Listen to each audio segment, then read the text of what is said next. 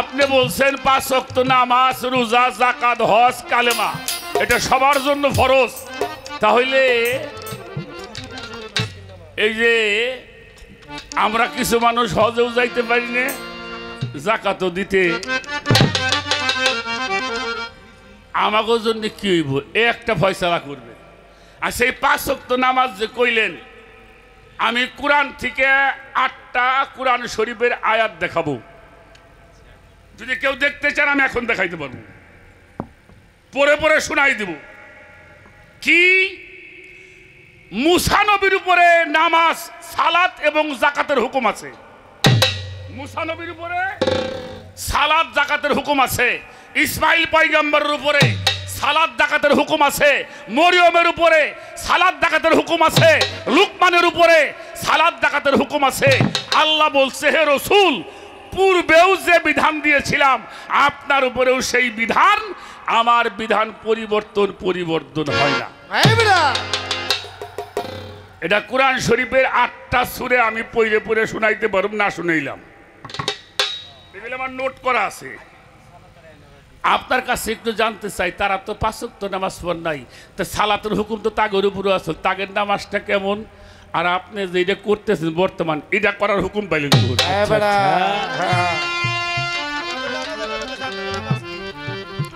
কথা কয় না কে?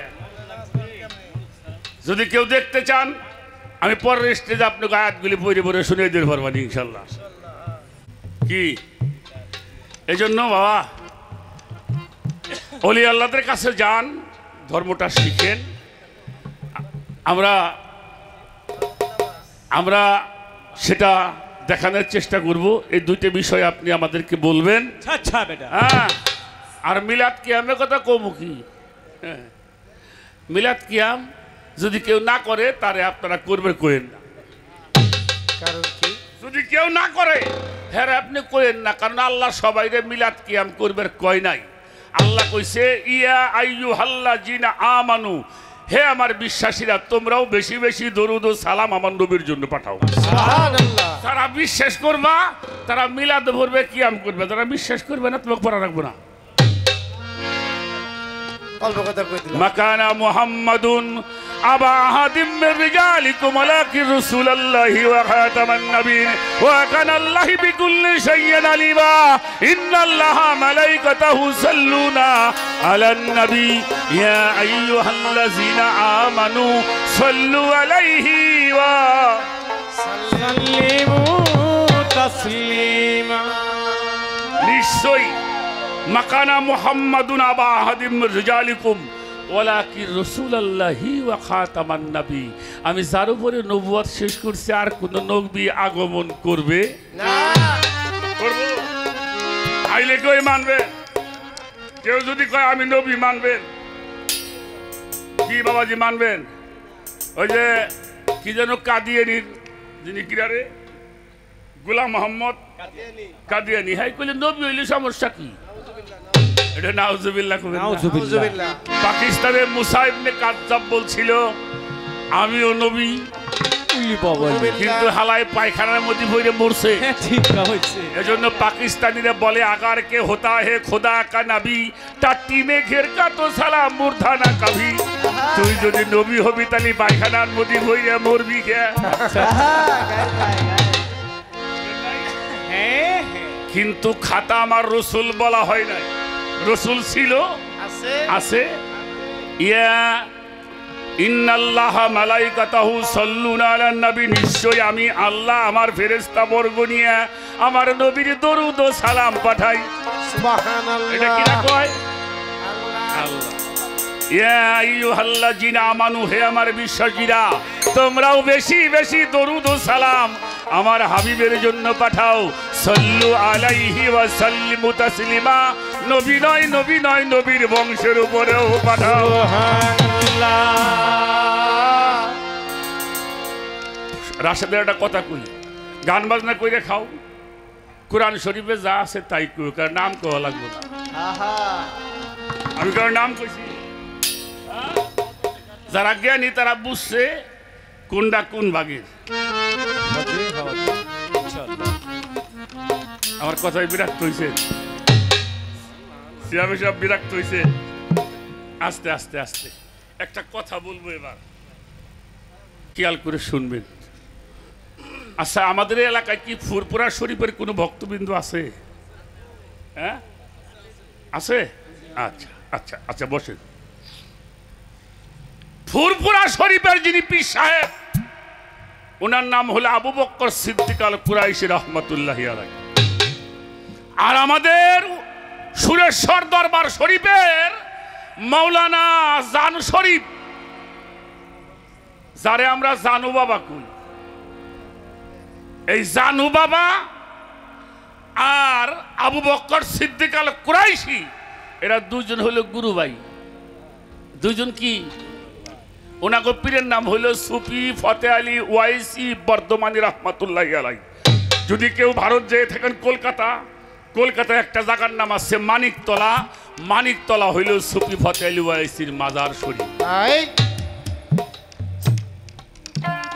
বাজান একটু বসেন, বাজান একটু বসেন, একটু বসেন বাবা, বসেন বসেন। আচ্ছা আচ্ছা, হ্যাঁ, এটা বড় গুরুত্বপূর্ণ একটা কথা বলছি।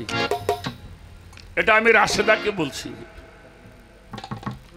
এই সুফি ফতে আলী ওয়াইসি,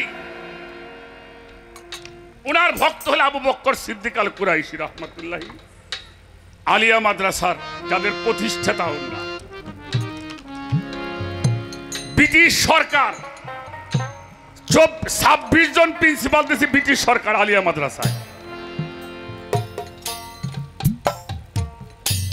পরিশেষে যিনি মুহাদ্দিস ছিলেন, ওনার নাম মাওলানা বিলায়েত হোসেন সাহেব। ওনাকে বলা হতো শামসুল উলামা। শামসুল উলামার বাংলা হলো আলেমদের সূর্য। আলেমদের সূর্য।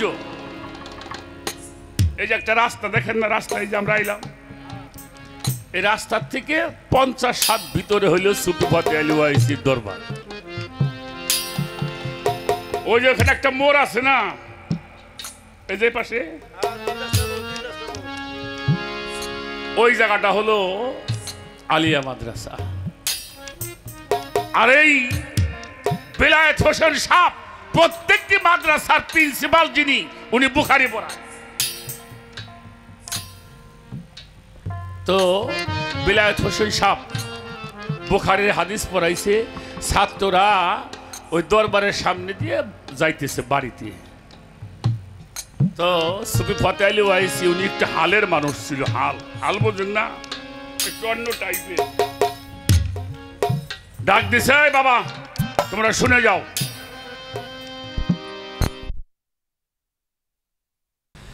এবার সুফি ফতে আলী ওয়াইসি বলছে, শুনে যাও। তোরা কয় আপনি আবার আমাকে ডাকেন কে? কইল, বাবা শোনো, আজকে যে হাদিসটা পড়ছো না, এই হাদিসটা কিন্তু জাল হাদিস। দেখছেন কোথায় মাদ্রাসা পড়ছে, আর উনি দরবারের মধ্যে বসে কয় আজকের হাদিসটা কিন্তু জাল হাদিস। ছাত্ররা কয়, মিয়া আমাকে হুজুর রেছেন? কইলে আমি কেউ চিনি না, হাদিসটা জাল, কইলাম যাও। পরের দিন পোলাপান আবার পড়তে গেছে, হুজুর আইসে পড়াইতে, কইলে হুজুর আমরা পড়ুম না। কে পড়বে না? কি হয়েছে? বলে গতকালকে যে পড়াইছেন যে হাদিসটা জাল হাদিস। কি বলো? কে বলছে? বলো যখন একটা দরবার আছে পীর সাহেব ফতে আলী, উনি কইছে। পরান বাদ দিয়ে ছাত্রকে নিয়ে গেছে সুফি ফতে আলী ওয়াইসির কাছে। এই মিয়া আমার পোলা বান্ডে তুমি নষ্ট করো কে? কইলে আমি তো কিছু কইনি বাবা। বললে আমি কাল হাদিস পড়াইছি, আপনি বলছেন জাল হাদিস। বলে আমি তো বলি নাই। কে বলছে? বললো যার হাদিস সে কইছে জাল, আমিও কইয়ে দিছি জাল। সুবহানাল্লাহ। দেখছেন নাকি? তখন উনি বলল, আপনি কি বলতে চান?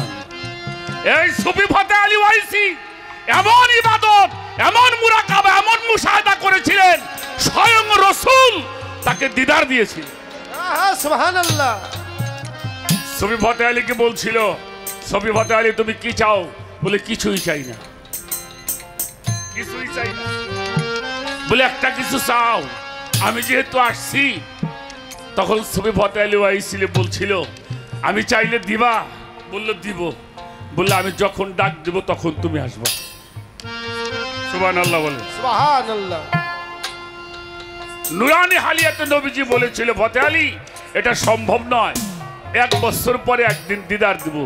উনি বলছিল পারুম না। পরে বলছিল 6 মাস পরে একদিন, বলে পারুম না। পরে কইছিল 1 মাস পরে একদিন, বলে পারুম না। 1 সপ্তাহে একদিন, পারবো না। আমি যখন ডাক দিব তখনই।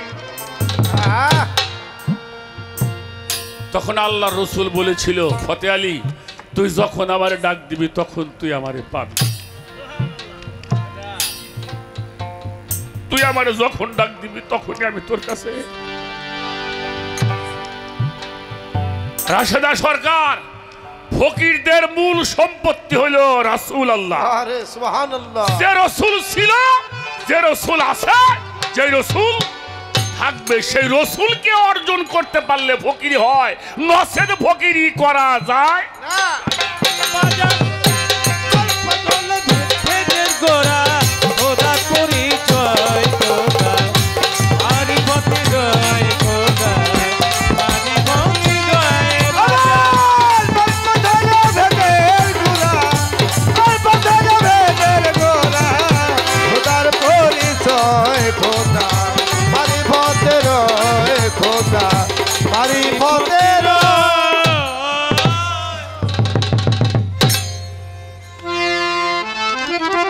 একটা গান গেয়ে বসি, আমার আহমদ সাইদির একটি গান গাইতে হবে।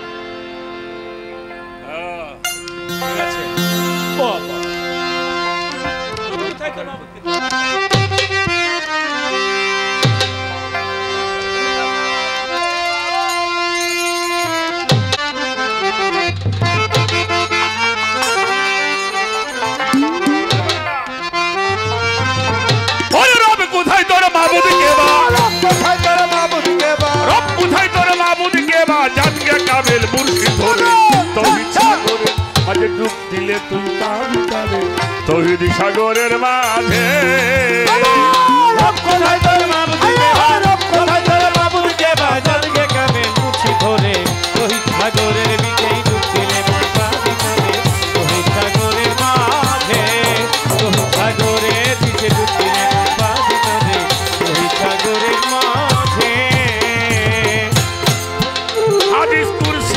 ফরমাইল আমার আপে আল্লাহ রব্বানি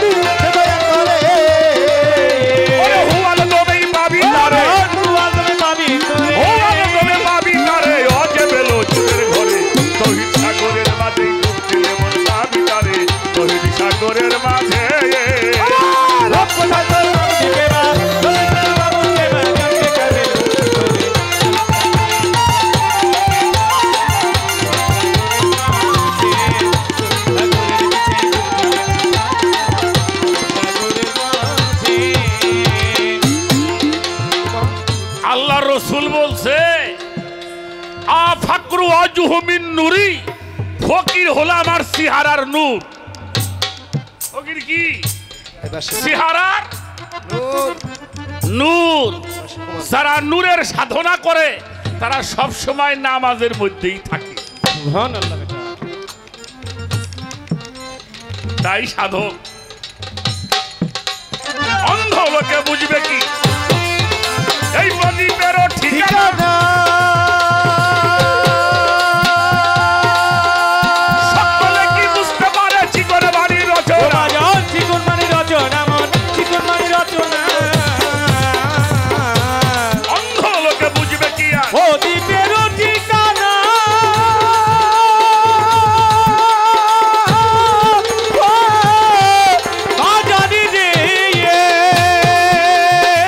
সকলে কি বুঝতে পারে চিকন বাড়ির রচনা?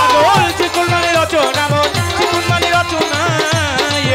ফকিরা হাম্মাদের তালের ডুঙ্গা, হাম্মাদের তালের ডুঙ্গা ডুবলো শুকনা বালুর চরে। লোহিত সাগরের মাঝে ডুবছে এমন দাবি তারে, লোহিত সাগরের মাঝে। রব কোথায় তোর মাবুদকে বা, রব কোথায় মাবুদকে বা, জানকে কামে মুখি ধরে।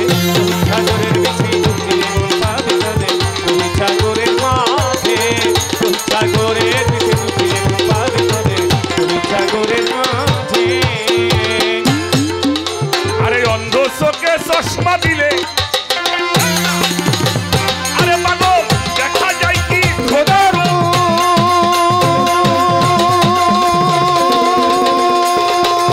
স্বয়ং রূপে নিহার করিয়া হইয়া থাকো যাবে আজান হইয়া থাকো চাঁদ চুপে, হইয়া থাকো চাঁদ চুপ। হাই রে অন্ধ লোকে চশমা দিলে ওই দেখা যায় কি খোদার রূপ।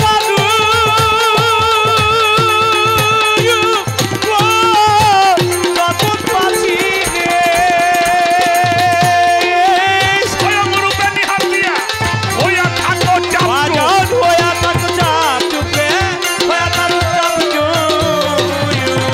ওরে আধার ঘরে জ্বালাও বাতি, আধার ঘরে জ্বালাও বাতি, জামেল পীরের সঙ্গ ধরে। তৌহিদ সাগরের মাঝে ডুব দিলে তুই পাবি তারে, তৌহিদ সাগরের মাঝে।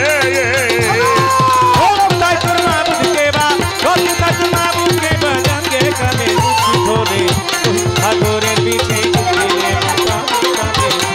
সাগরের মাঝে, সাগরের বিচে ডুবছে এমন পাবি তারে, সাগরের মাঝে। লোকে বুঝবে কি এই যে প্রদীপেরও ঠিকানা।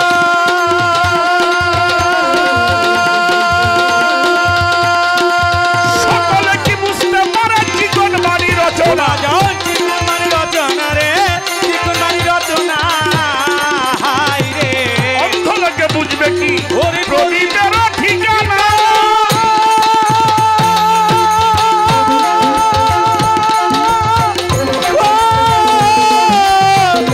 মুর্শি ভাইয়া,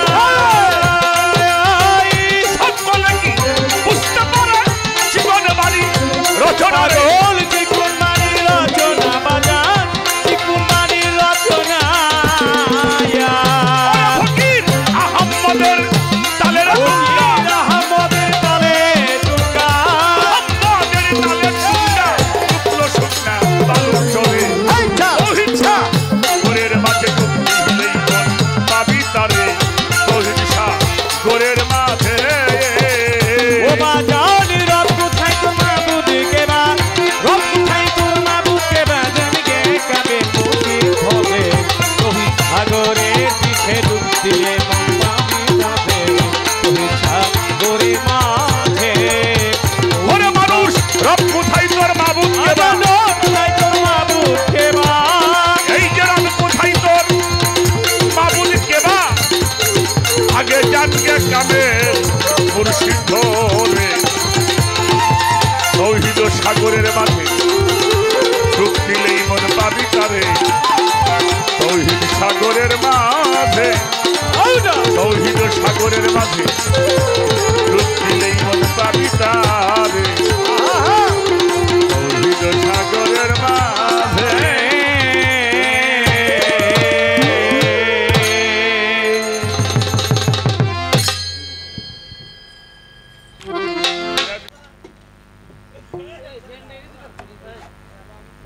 দেন এই মাইকুল ভাই এই এই পাশে দেন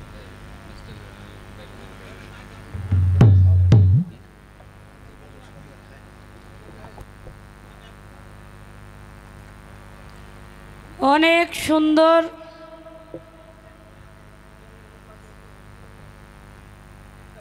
মারফতের ভূমিকায় আজকে যিনি গান করছেন আমার বাবাজান ফকির আবুল সরকার, তার অত্যন্ত মূল্যবান কিছু বাণী আমরা শুনলাম।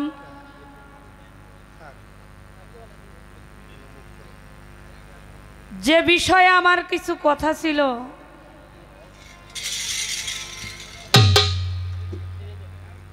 অত্যন্ত চমৎকার করে আমাদেরকে বোঝাইছেন। অনেক দলিল, হাদিস, কোরআন, কোনোটা কি বাকি আছে বাবা? হ্যাঁ, অনেক কথা দিয়ে, এখানে যুক্তি না। আমার বাবা কিন্তু যুক্তির শিল্পী না, দলিল দিয়েই কথা বেশি বলে। তো আমার কাছে দুটি কথা জিজ্ঞাসা করছে,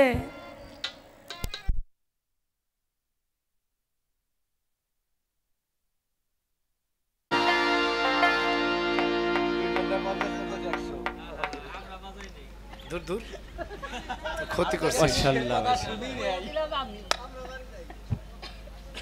500 ভাগ আছে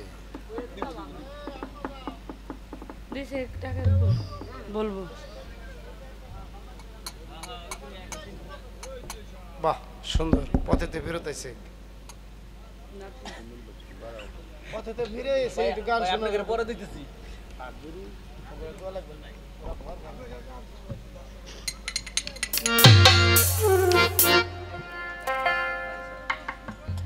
তো অনেক সুন্দর যে কথাগুলো আমার ছিল, অত্যন্ত চমৎকার করে আমার বাবাজি আমাদেরকে বোঝালেন। পাশাপাশিভাবে দুটি কথা জিজ্ঞাসা করেছে, আমি তার জবাব দেওয়ার জন্য চেষ্টা করব।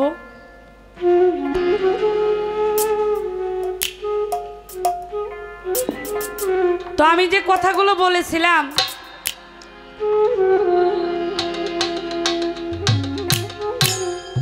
সেখান থেকে আমার বাবাজি আমাকে দুটি কথা জিজ্ঞাসা করেছে।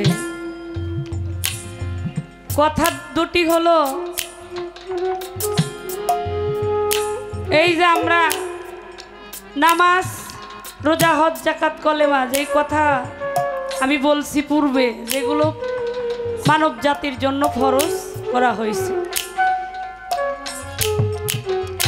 তো সামনে অনেক জায়গা আপনারা একটু বিদ্যুতের কারণে হয়তো একটু অন্যরকম হয়ে গেছে, সামনে একটু চেয়ারটা নিয়ে এগিয়ে বসেন, মুখ দেখলে ভালো লাগবে, সুখ লাগবে, পরিবেশটাও ভালো হবে। চেয়ারটা নিয়ে আসেন, যার চেয়ার আছে ওই চেয়ার নিয়ে আগান, একটু এগিয়ে বসেন। আসেন বাবারা, পায়ে হাত দিয়ে আসেন, যদি গান শুনি না আসেন।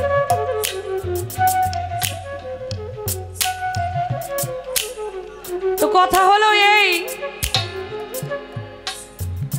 পূর্বে যত নবীরা আসছিলেন তাদের উপরে এই 4খানা কিতাব,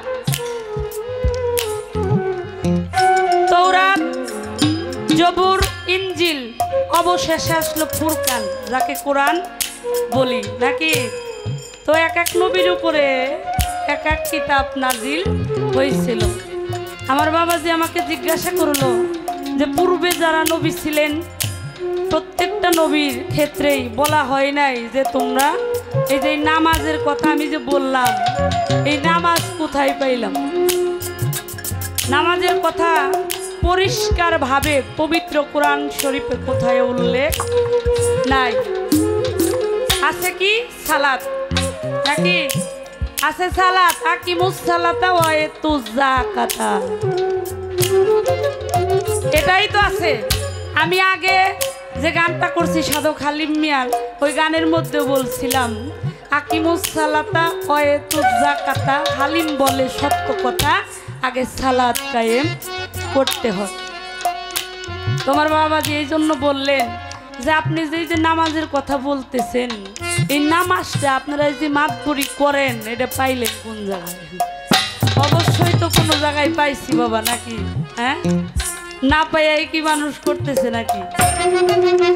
আছে। আমার বাপ হইল ফকির আবুল সরকার, আমার দাদা হইল সাধক আইনাল মিয়া বয়েস। আমি ওই ছবির হইলো ছোট্ট একটা কমছি। আমার বাপ দাদা যেভাবে দলিল দেয়, দুই একটা দলিল যদি আমি না দেই তাইলে তার ওই ছবির কমছি বললে ঠিকই নেই। তো আমি একটা দলিল আপনাকে এই জায়গায় হাদিস বলবো। আমার বাবা যেহেতু প্রশ্ন করছে, তার প্রশ্নের জবাবটা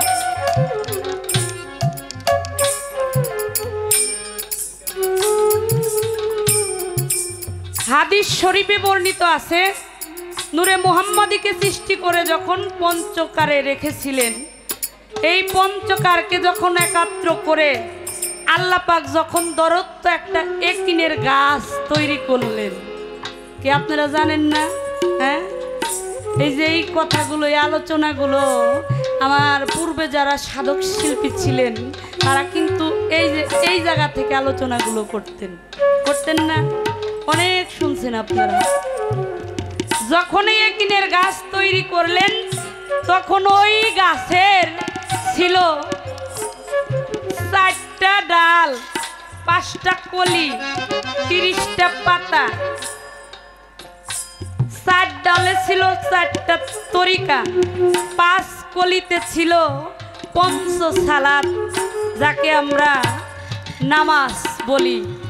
পঞ্চ সালাত কোরআনের মধ্যে আছে সালাত, আর এইখানে উল্লেখ আছে পঞ্চ সালাত, কিন্তু কোরআনে আছে হইল 82 বার। 82 বার না? তাহলে এইখানে হাদিস শরীফে আসছে 5 কলিতে ছিল 5টি সালাত এবং 30টি পাতায় ছিল 30টি রোজা, আর মূল ডালে নবী হাবিব নিজেই বসেছিল। সুবহানাল্লাহ, এটা হাদিস শরীফে আসছে।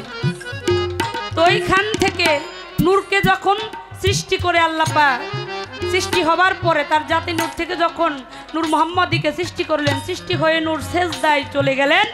আল্লাহ তাআলা খুশি হয়ে নূরকে বললেন, হে নূর, তুমি শির তুলো, তোমাকে নিয়ে আমার যত ইচ্ছা, যত মতলব, আমি তোমাকে অপরূপে সাজাইতে চাই। এই নূরকে সৃষ্টি করার পরে এই নূর মুহাম্মাদী থেকে 1 ফোঁটা নূর ঝরেছে, তা থেকে একটি শব্দ হয়েছিল কানা হোজার, একটি শব্দ ঘটিত হইল, তার থেকে 50টি অক্ষর হইল, তাতে হইল কলেমা, সালাত, রোজা, নামাজ। এই যে 5টি জিনিস, ওই কানা হোজার একটি শব্দ আরবিতে ঘটিত হয়েছিল, তার থেকে এই যে 5টি স্তম্ভ জারি আছে। এখন নামাজ হইল নমস্ত ধাতুর থেকে উৎপত্তি হয়েছে। আর আমি যেখানে এই আলোচনাটা রাখলাম, আশা করি এরপর আর কথা বলতে হয় না, এরপর আর কথা বলার প্রয়োজন হয় না, যেহেতু হাদিস থেকে এই কথাগুলো আসছে। আমি সেই প্রসঙ্গে আমার বাবাজির কথাগুলোর জবাব দেওয়ার জন্য চেষ্টা করলাম। তো একটি মহাজনের গানের মধ্যেও আছেন, যেদিন ময়না রূপে নবী ছিল, আয়নার ভিতর রূপ দেখিল, রূপ দেখিয়াও সেজদা দিল, তাও জানো না। সেই দিন হতে এই যে পঞ্চবেনা সালাত আসলো, 82 বার হইল কেন? অক্তীয় সালাত তো 5 ওয়াক্ত নাকি বাবা? আর 82 বার কেন হইল? 82 বার হইল 82টা ভাবের, প্রত্যেকটা ভাবের মধ্যেই সালাত নিহিত আছে। ভালো কর্মের নামই হইল সালাত। এই জন্য কোরআন শরীফে এটার আধ্যাত্মিকতার ব্যাখ্যা। আর আমি আমার জায়গায় থেকে হাদিস শরীফে হাদিসে যা আসছে আমি সেইভাবে বাবাজিকে বলার জন্য চেষ্টা করলাম। এখন হজ সবার জন্য বলছেন, কিন্তু হজ তো যা করতে হয় মক্কায়, যার টাকা আছে সে মক্কায় যায় হজ করবো নাকি। আর গরিব যারা বাবা অর্থ আছে তারা মক্কায় গেল, গরিব যারা তারা তো আর মক্কায় যাইতে পারে না। যাদের অর্থ নাই তারা মক্কায় যেয়ে হজ করতে পারবে না, তাহলে তাদের হজটা কোন জায়গায় হবে, যাকাতটাই কিভাবে হবে, এই সম্বন্ধে ফেরসের বাবা আমাকে জিজ্ঞাসা করছেন। আমি এই জবাবটা দিব, একটি গান আগে আমি ছোট করে রাখবো, গানের মধ্য দিয়ে আমি এই জবাবটা রাখার জন্য চেষ্টা করব।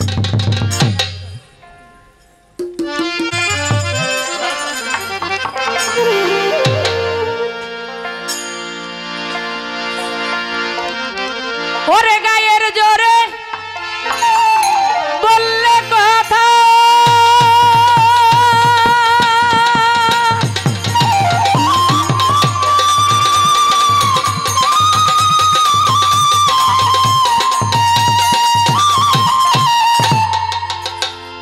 বাজান রে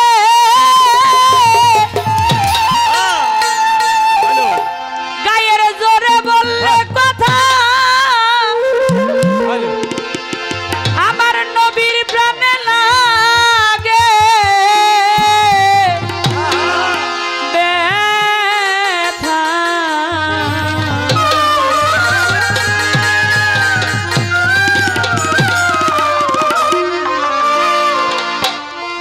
চিরদিন আমরা কেহ থাকব না ভুবনে নিরঞ্জনে,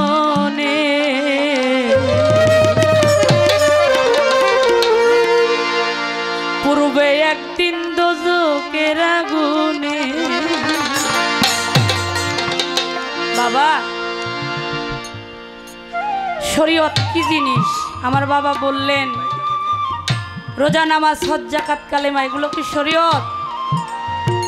না, আমিও বলি নাই যে এগুলো শরীয়ত না, এগুলো হইল শরীয়তের একটা অংশ মাত্র। মূল শরীয়তটা আপনার কি? শরীয়ত হইল প্রজ্বলিত এক খণ্ড আগুন। ওই যে নবী বলছেন আশরিয়াত আখওয়ালি, তালিমের মধ্যে আসছে 40 দিন একটা মানুষ যদি এই পাক জবানে একটা মিথ্যা কথা বলে 40 দিন পর্যন্ত তার এই জবানটা অপবিত্র থাকে। ও বাবা, এই চোখেরও শরীয়ত আছে, মুখেরও শরীয়ত আছে, কানেরও শরীয়ত আছে, এই হাতেরও শরীয়ত আছে, আছে না?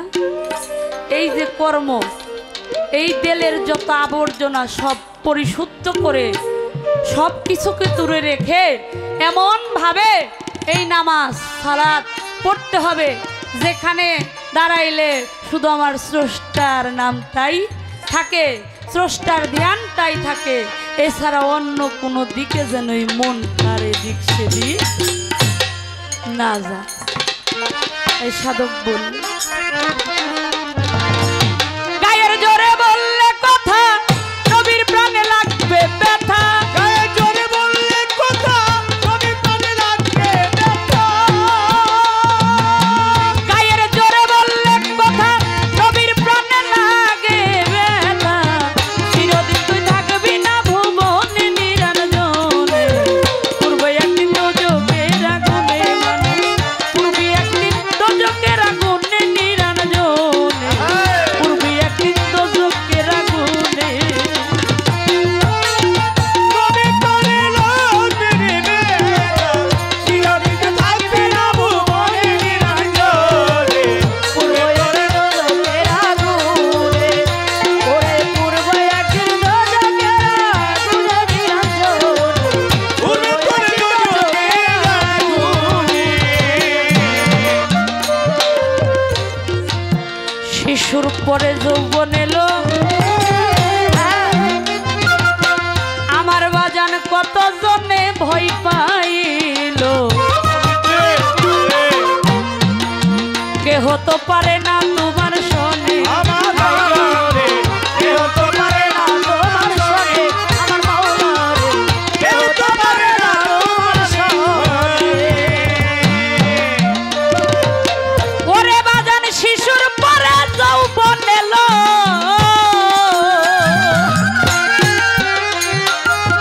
ওরে বাজান কত জনে ভয় পাইল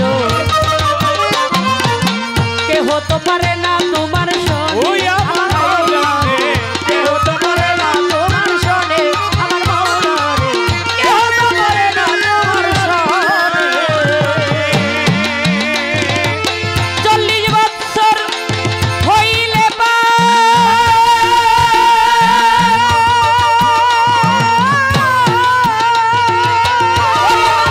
40 বছর হইলে পর কোন কবজায় ধরিব জঙ্কা বছর হইলে পর কোথায় হইলে তোমার 40 বছর হইলে পার 40 বছর হইলে পার কল কবজায় ধরিব ঝংকার বসে কাঁদবি সেই দিন নবীজি ধ্যানে হায়রে মানুষ যখন আমার সৃষ্টিকর্তা রাব্বুল আলামিন এত সুন্দর সাজে আমাকে সাজিয়ে তিনি পাঠিয়েছেন ও বাবা কি করলাম এই মানব কুলে এসে কি করার কথা ছিল এই হাতটা কোন কাজে চালানোর কথা ছিল আর কি করলাম চোখটা কোন কাজে চালানোর কথা ছিল আর কোন কাজে চালাইলাম নফসটা কোন কাজে চালানোর কথা ছিল কোন কাজে চালাইলাম কর্ণ দিয়ে কি শোনার কথা ছিল আর কি শুনলাম যার যার হিসাব হইল তার তার কাছে লালন সাইজি বলছেন সত্য বল সুপথে চল ওরে আমার মন সত্য সুপথ না চিনিলে কেউ পাবিনি মাওলার দর্শন দর্শন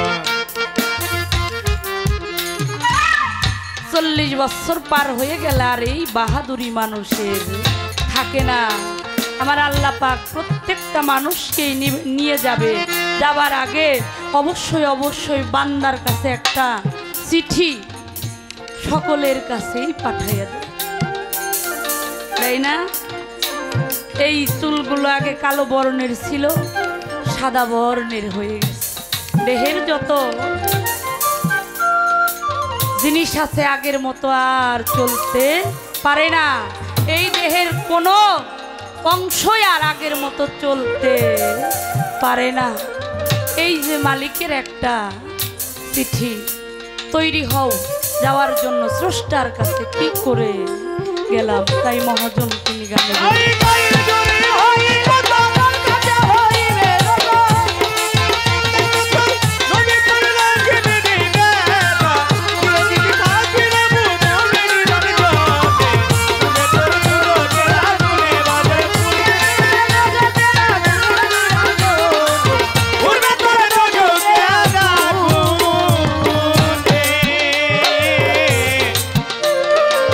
বয়স যখন করবে ভাটি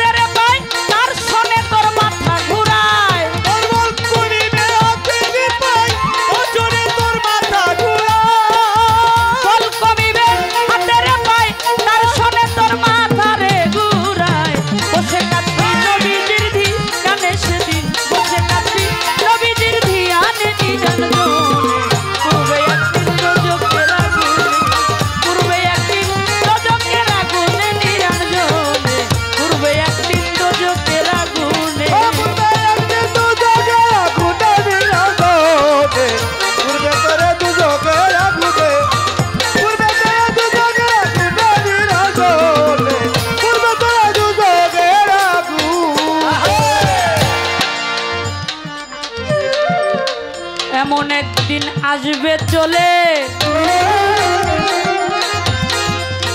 ওরে মানুষ বুক ভাসাবি নয়নের জলে ওরে আমার নবীর কথা পড়বে সেদিন নবীর কথা বলবে সেই দিন বলে আসান বলো রে নবীর কথা বলবে সেদিন রে ভাই রে ভাই এমন একদিন আসবে চলে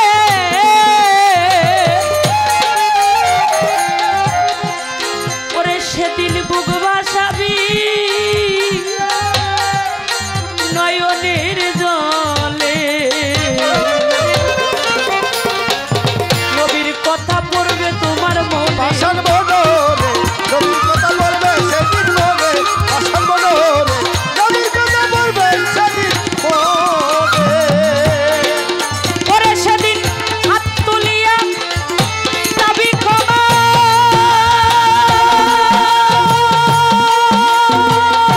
ওরে সেই দিন হাত তুলিয়া দাবি ক্ষমা জীবনে করবো না গুনাহ দুনিয়া চাইব ক্ষমা জীবনে করব না গুনাহ সেই দিন হাত তুলিয়া দাবি ক্ষমা জীবনে করবো না রে গুনাহ তওবা করছে গুনাহগার হাসানে বাজারে তওবা করছে গুনাহগার হাসানে নিরঞ্জন পূর্বে একদিন দোজখের আগুনে আমার পূর্বে দিন দুজনের আগুনে নিরঞ্জনে পূর্বে তোরে দুজনের আগুনে পূর্বে তোরে দুজকের আগুনে নিরঞ্জনে পূর্বে তোরে দুজনের আগুনে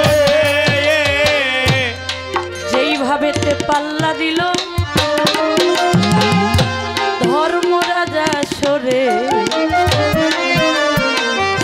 ভুলি নাই রে কথা আমার মনে পড়ে শরিয়াতার মারফতের লাইগা গেল পাল্লা হিন্দুরা বলবেন হরি মুসলমানে আল্লাহ হাই কই দিবেনি আমার কাছে প্রশ্ন করে আমার বাবা ফকির আবুল সরকারে তাহার প্রশ্নের জবাব দিব আমি অধম রাশেদা সরকারে কি জিজ্ঞাসা করছে এই যে হস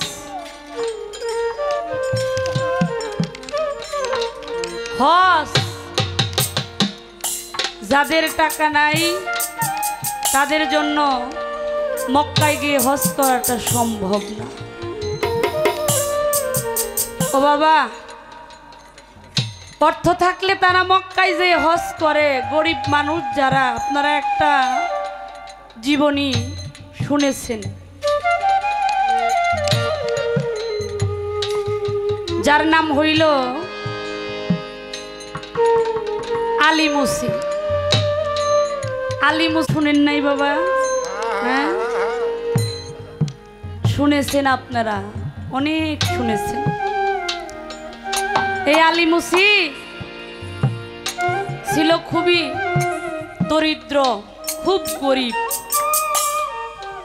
একটা মুসি মানুষ তার কাম কি বাবা আপনারা তো জানেনই যে মুসি তার কর্ম কি সে কি করে খায় সে হইল জুতা সেলাই করে খায় তো উনি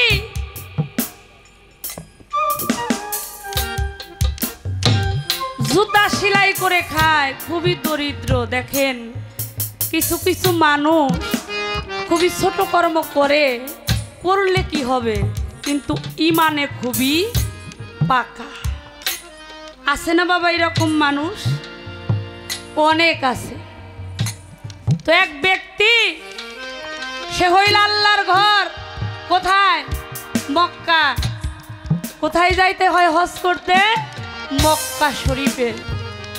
উনি মনে মনে চিন্তা করছে কিছু অর্থ উনি গুছিয়েছেন, উপার্জন করে উনি মক্কায় যাইবেন, আল্লাহর ঘর দর্শন করতে যাবে হজের জন্য।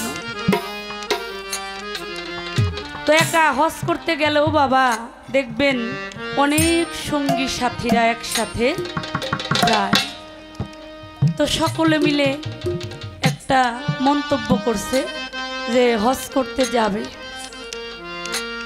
তো এক ব্যক্তি কিছু অর্থ, হজ করতে গেলে ওই যে অনেক অর্থ লাগে, তো ওনার যত অর্থ করি ছিল সব কিছু নিয়ে উনি রওনা হয়েছে হজ করার উদ্দেশ্যে, আল্লাহর ঘরে যাবার জন্য রওনা করেছেন। তো যাবার পথে বেলাটা শেষ হয়ে গেছে, বেলাটা শেষ হয়ে গেছে। যখন সন্ধ্যা হয়ে আসে বাবা, মক্কা শহর তার বাড়ির কাছে কোনো কথা না। উনি যখন বেলাটা ডুবো ডুবো হয়ে আসছে, উনি দিশামিশা না পেয়ে ওই যে ওই ব্যক্তির বাড়িতে গিয়ে উঠেছে। ওই ব্যক্তিকে, ওই ব্যক্তি হইল ওই সেই আলী মুসি। তার বাড়িতে গিয়ে উনি উঠেছে। উঠার পরে তার যিনি বাড়িওয়ালা কিছু রুটি বানিয়েছেন, কিছু রুটি বানিয়েছেন। ওই যে ব্যক্তি হজ করার উদ্দেশ্যে রওনা করছে, তিনি ওই বাড়িতে আলী মুচির বাড়িতে গিয়ে উনি আশ্রয় নিয়েছে, একটা রাত্র থাকবে। যখন ওই বাড়িতে ওই গৃহে গিয়ে আশ্রয় নিয়েছে, বলছে মা জননী, আমি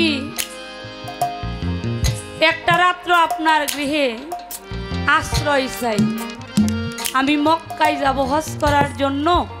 তো বেলাটা তো শেষ হয়ে আসছে, আজকের রাতটুকু যদি আপনার গৃহে শয়ন করে আমি সকাল হলেই চলে যাব। তো রাত্রিবেলা দেখে কিছু রুটি বানিয়েছে। তো একটা ব্যক্তি যদি গৃহে আসে বাবা, তাকে কিন্তু কিছু সেবা দিতে হয়। তো আলী মুসির যিনি সহধর্মিনী, উনি যে রুটিগুলো বানিয়েছে ওইখান থেকে দুইটা রুটি ওই ব্যক্তিকে দিছে। আর তার যে পরিবারবর্গ, ছেলে সন্তান যারা আছে, তাদেরকে গোশত দিয়ে রুটি খাইতে দিছে।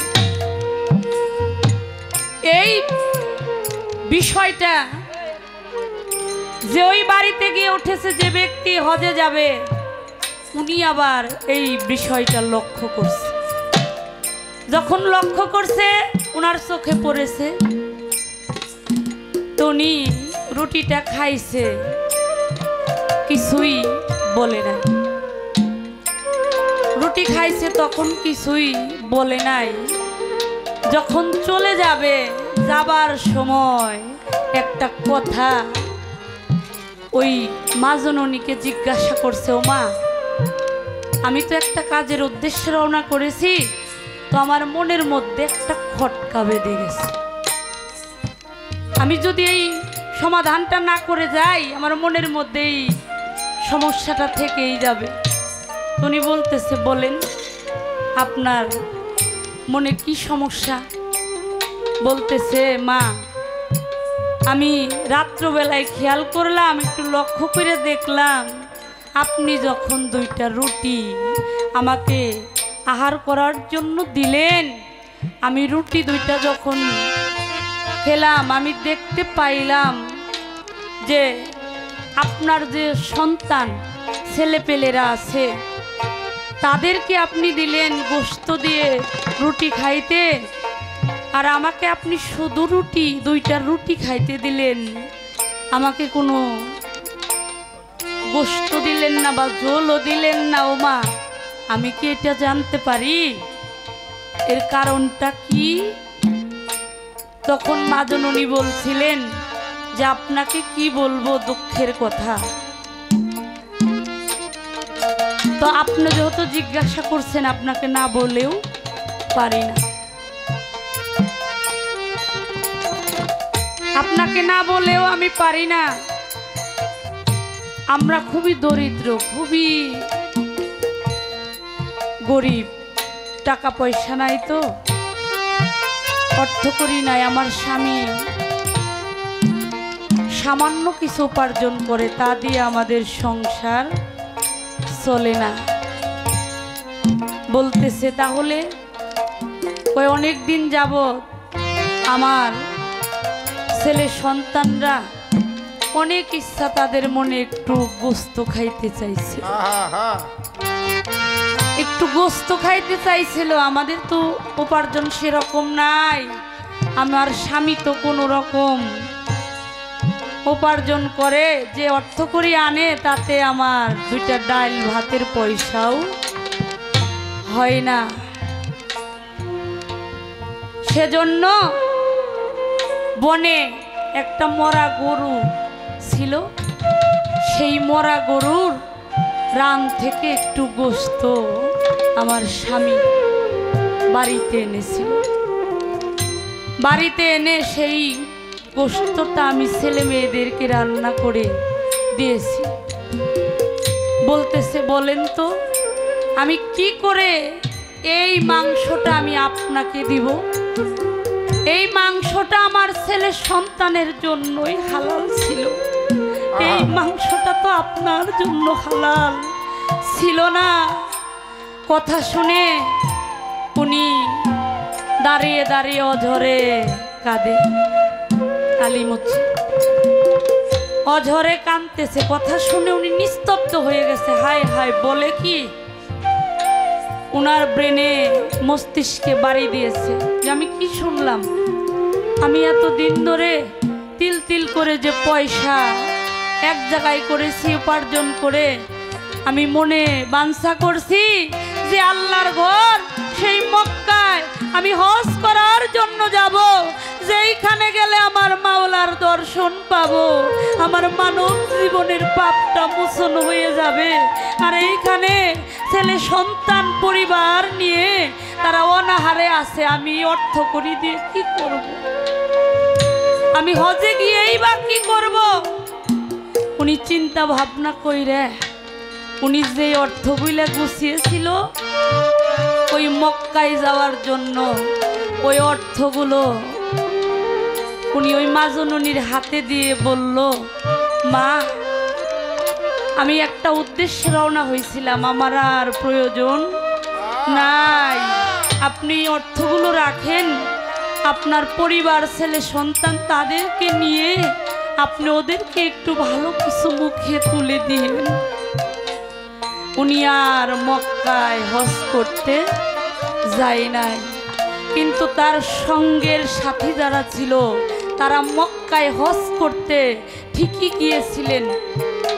তারা যখন বাড়িতে ফিরে আসছে, আসার পরে সেই আলিমুচিকে বলছিলেন,